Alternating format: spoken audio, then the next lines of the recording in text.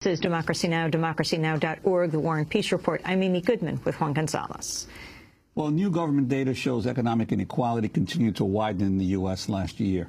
The Census Bureau reports the wealthiest Americans increased their share of total wealth by 4.9%, while the median income reached its lowest level since 1995. Some 46.2 million Americans were classified as living in poverty. The census also shows that the number of uninsured in the U.S. dropped for the first time in 3 years, with 1.3 million people obtaining insurance. We're now joined by two guests, Cornel West and Tavis Smiley. They're currently on what they call Poverty Tour 2.0, visiting 4 battleground states, Ohio, Virginia, Pennsylvania, and Florida. Professor Cornel West, Tavis Smiley are co-authors of the book The Rich and the Rest of Us, a Poverty Manifesto. Professor West teaches at Union Theological Seminary, has come from Princeton University. Tavis Smiley, award-winning TV and radio broadcaster, hosts PBS TV show Tavis Smiley and 2 other radio shows, The Tavis Smiley Show and Tavis and Smiley and West, which he hosts with Cornel West. We welcome you both to Democracy Now! You're on this tour. Tavis Smiley, tell us why you've chosen these states and what you found. Amy and Juan, nice to be on. Thanks for having us back.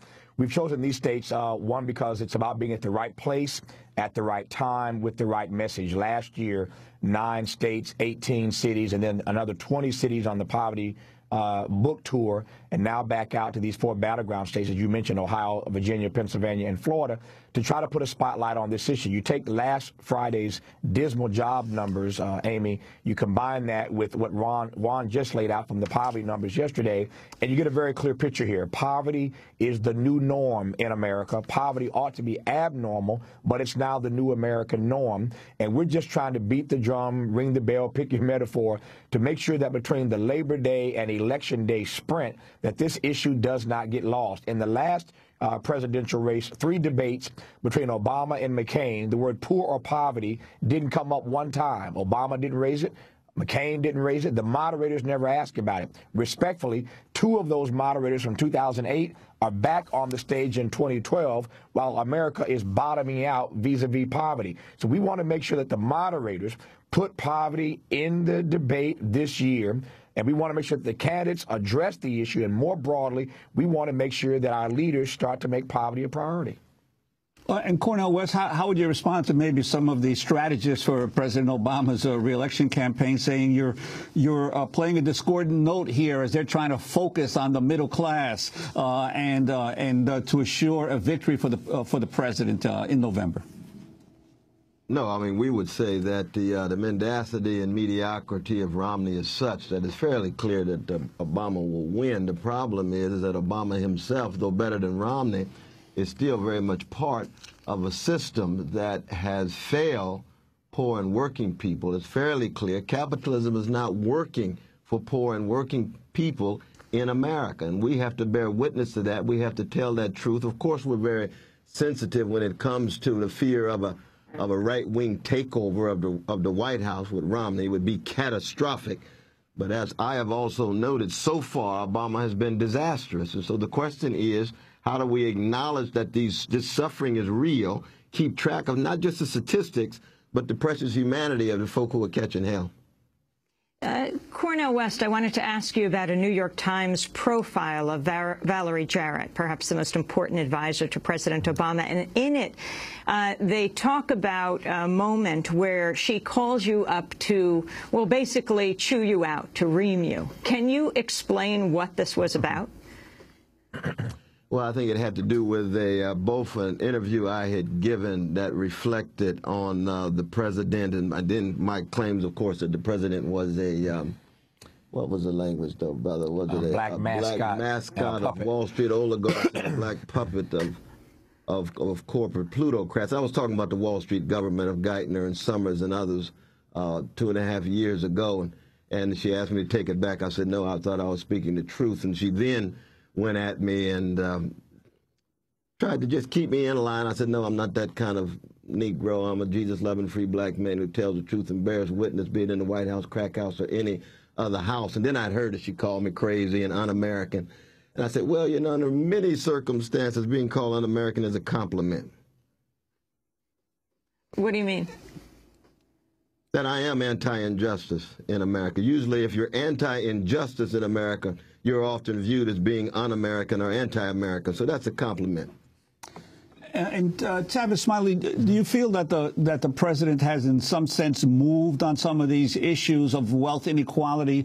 Certainly, he did appear in the earlier years of his administration to be much closer to the banking and financial community than he has in recent months. I'm wondering your assessment of that, of any change in his, at least in his rhetoric, if not still in his direct actions.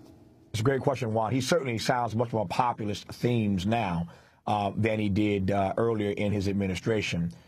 We've been very clear about the fact that he obviously made Wall Street a priority, but not Main Street, and say nothing of the side street. So yeah, at campaign time, he of course sounds much more, again, populist now than he did before. But let's go back to what he said in 2007 and 2008 when he was running, Juan. He said then that he campaigned on a platform, in fact, of eradicating poverty in America. That was his phrase. Not we use it, of course, in our book and in our work, but this is Barack Obama saying, my platform is one of eradicating poverty in America when he ran in 2008. This is Barack Obama saying in 2008, I want to raise the minimum wage to at least $9.50 an hour. On the minimum wage, nothing. The Democrats controlled Congress for 2 years when he first got elected, and they were weak on pushing this issue of increasing the minimum wage to a living wage. We got to go to $10 an hour just to get back to 1960s levels when you adjust for inflation. And so the fact of the matter is that we haven't heard much about a living wage. We haven't heard much about eradicating poverty. We've talked only about the middle class, and we've said before that you have the perennially poor, you have the near poor, folk who are just a paycheck or two away, and you have the new poor. And we argue that the new poor are the former middle class. So yes, he's sounding much more populist and hitting a lot of the right themes now. But at the end of the day, poverty still has not yet been made a priority. We want a president like Lyndon Johnson who will use the bully pulpit to get America serious about eradicating poverty. It can be cut in half in 10 years. We could eradicate it in 25. This is not a skill problem. It's a will problem. Do we have the will? And Cornel West, what do you think would be the most important actions first to take?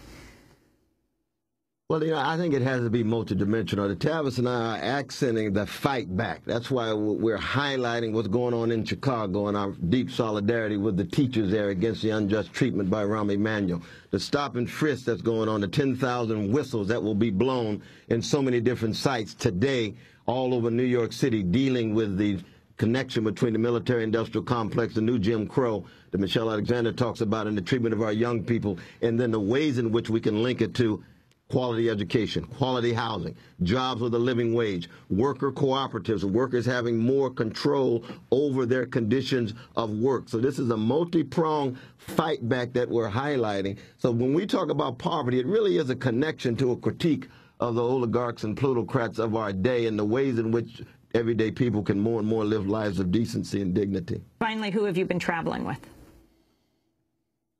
Yes. With each other, for starters. But we've been traveling to these states with a small crew, of course, documenting what we're seeing. Last year, we went to those 9 states and 18 cities, Amy. We documented that, and it became a week-long PBS special, trying to figure out what I want to do with the footage we're collecting now.